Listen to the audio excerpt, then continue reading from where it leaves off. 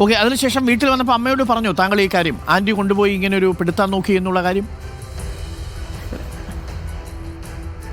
വീട്ടിൽ വന്നപ്പോൾ ഞാൻ അമ്മയോട് അപ്പോൾ ഒന്നും പറഞ്ഞിട്ടുണ്ടായിരുന്നില്ല. എനിക്ക് പെട്ടെന്ന് തന്നെ തിരിച്ച് നാട്ടിൽ പോകണം എന്നാണ് പറഞ്ഞത്. അപ്പോൾ എന്നോട് അമ്മ കാര്യം ചോദിച്ചപ്പോൾ ഞാൻ പറഞ്ഞു അമ്മയോട് പറയാം, കാരണം അവിടുന്ന് എനിക്ക് തിരിച്ചു വരണം. കാരണം അവർ ഈ വ്യക്തി ഏത് രീതിയിലുള്ള സ്വഭാവക്കാരിയാണെന്ന് എനിക്ക് അപ്പം മനസ്സിലായി. ഇവരപ്പോൾ എന്തും എന്നെ ചെയ്യാൻ മടിയില്ലാത്ത ഒരാളാണ്. അപ്പോൾ എനിക്ക് എത്രയും പെട്ടെന്ന് വീട്ടിലെത്തണം എന്ന് പറഞ്ഞു. കാരണം അമ്മയോട് പറഞ്ഞു കഴിഞ്ഞാൽ അമ്മ അവിടെ വെച്ചാൽ ചോദ്യമാവും, പിന്നെ എനിക്ക് തിരിച്ചെത്താൻ പറ്റുമെന്ന് എനിക്കറിയില്ല. അത് കഴിഞ്ഞിട്ട് ഞങ്ങൾ ബസ്സിനാണ് തിരിച്ച് വന്നത്. ബസ്സിന് ഞങ്ങൾ അങ്കമാലിയിൽ ഇറങ്ങി, അങ്ങനെയാണ് ഞങ്ങൾ വന്നത്.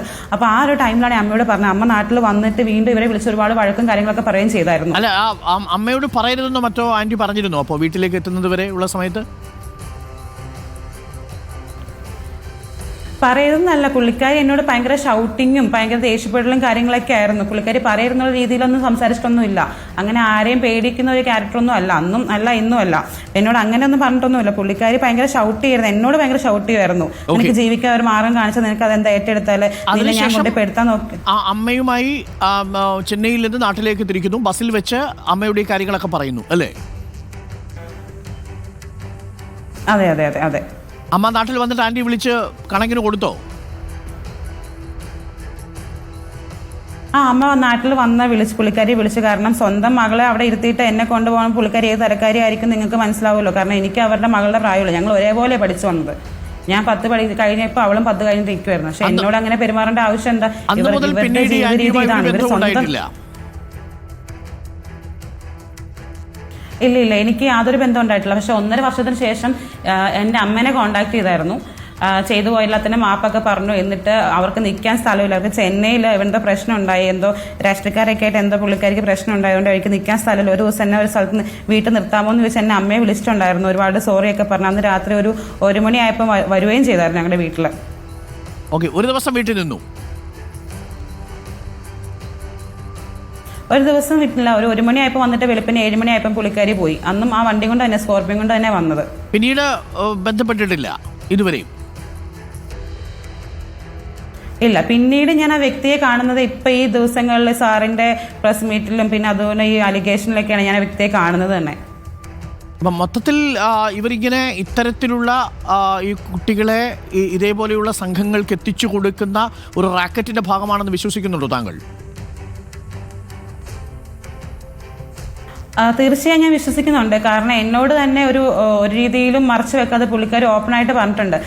നീ ടെൻഷൻ അടിക്കേണ്ട, നീ പേടിക്കേണ്ട, ഞാൻ നിന്നെ മാത്രമല്ല, ആദ്യമായിട്ടല്ല, നീ നല്ല രീതിയിൽ സാമ്പത്തികമായിട്ട് സെറ്റിൽ ആകും എന്നുള്ള രീതിയിൽ എന്നോട് തന്നെ സംസാരിച്ചിട്ടുണ്ട്. അപ്പൊ അവർ ഇതിനു മുമ്പ് ചെയ്തിട്ടുള്ളത് കൊണ്ടായിരിക്കുമല്ലോ ഇത്ര ഓപ്പണായിട്ട് അവർ എന്നോട് പറഞ്ഞത്.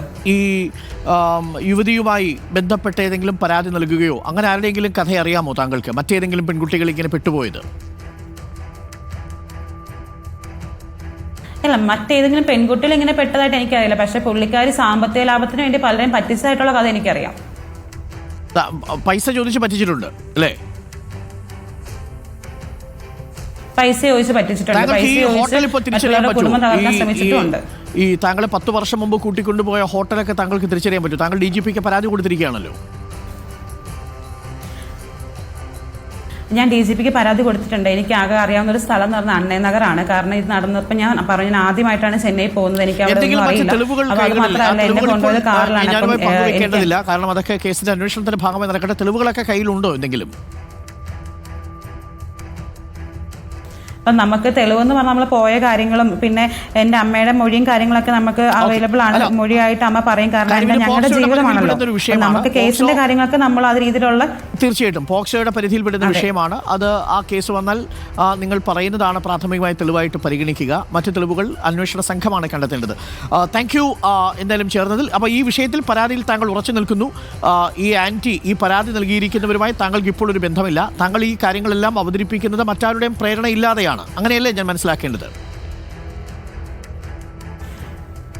അതെ, തീർച്ചയായും അങ്ങനെ തന്നെയാണ് മനസ്സിലാക്കേണ്ടത്. കാരണം ഞാൻ കാണുന്നത്, ഈ ദിവസങ്ങളിൽ ഞാൻ കാണുന്നത്, ഒരു യോഗ്യതയില്ലാത്ത വ്യക്തി വന്ന് സമൂഹ മാധ്യമങ്ങളിൽ ഇരുന്ന് പലർക്കെതിരെയും പലരെയും സ്വന്തം കുടുംബത്തിന് നാണക്കേടായിട്ട് ഞങ്ങൾ പിച്ച് ചിന്തിക്കൊണ്ടിരിക്കുകയാണ്. ഇവരുടെ ബന്ധുവാണെന്ന് പറഞ്ഞ് പുറത്തിറങ്ങി നടക്കാൻ പറ്റില്ല.